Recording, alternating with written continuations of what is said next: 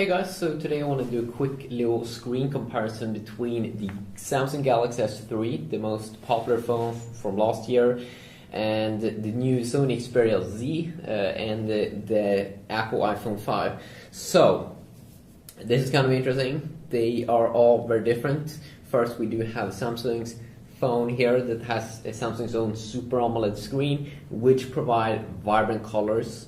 Which provide like green really looks like green, and blue really will look a lot blue, and the colors will be kind of hard, very vibrant. The Sony Xperia Z is actually my first full HD smartphone. So the the Samsung Galaxy S3 is having a 720p resolution, while the Sony Xperia Z here is coming with 1080p resolution, so it's a full HD smartphone. It's not the first full HD smartphone though. We have the Droid DNA and some other that launched in the US, but in my region where I live in Sweden, this is the first one that have come out on the market. So it of course has a TFT display. And I'm not sure if TFT means that it's an LCD display, but it's listing that it's a TFT display, of course, with Sony's own mobile Bravia engine that they are calling it, and that it's the mobile Bravia engine 2. So right now on all these phones, I have the screen brightness turned on the highest. So 1080p over here, that means that the pixels per inch is very high. You get 440 pixels per inch PPIs here on the 1080p Xperia Z, which means that especially in reading, like if you have the Kindle app and read a lot, you won't be able to see the pixels on the screen, even though you are very close to the screen. Now, we do have the iPhone 5 here, of course, that is having a LED backlit IPS LCD over here, and this LED backlit IPS LCD over here is actually the phone here that seems to be the brightest one when I'm indoor at the moment. So it's the most brightest, and then second I would say that the Galaxy S3 comes second here, and then at the last spot here we do get the Xperia Z. The Xperia Z might be better outdoor because it has that mobile Bravia engine. I've heard it should be kind of decent over there. In terms of vibrant though, and also just to continue here, you don't get 720p resolution on the display here on the iPhone, but the thing is that it still has a very high PPI because the phone doesn't have that of a big display. It's only 4-inch, so the iPhone has 4-inch, the S3 has 4.8, and then this 1080p smartphone here is 5-inch. So just because it only has a 4-inch display, it can still remain a very high pixels per inch. That is 330 on the iPhone 5, just because it only is 4-inch. So the resolution is 640 x 1136, and it's kind of interesting here which display is better. It all comes down to, first, as I said there, in brightness, definitely. Right now, indoor, the iPhone 5 is the winner.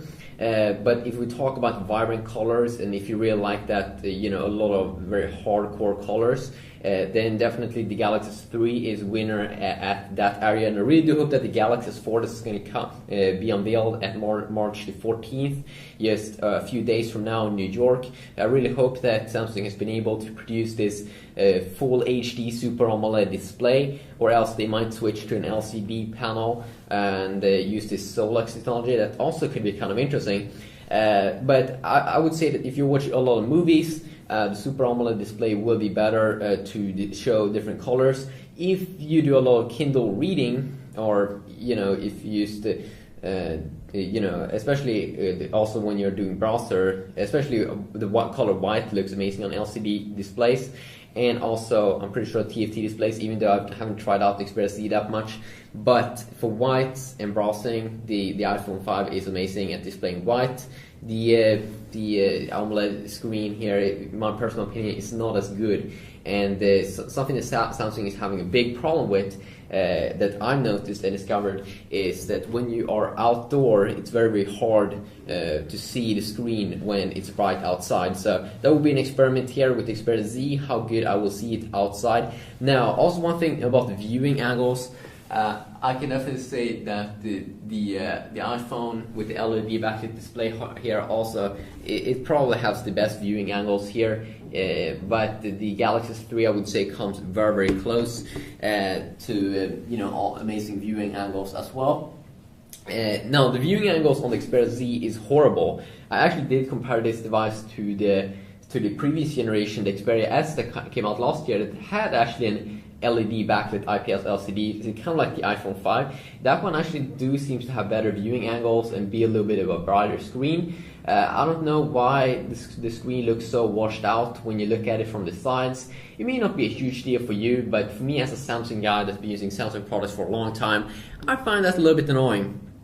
But of course I will experiment more with the mobile broadband engine on the Xperia Z, but I'm kind of disappointed a little bit there. I really like that it's the full 1080p smartphone here, but then we will get the S4, we will get HTC's flagship device as well that will have 1080p displays, and then I will do some hardcore comparisons. But definitely the PPI here, that you get 100 more PPI. Now let's be honest, when you get kind of like over 300 pixels per inch on a display, and if you aren't extremely close, you won't actually see the pixels. So you can actually argue that those 400 PPIs that you do get, that's not really something that you actually do need. But it's a good selling point, of course, for Sony.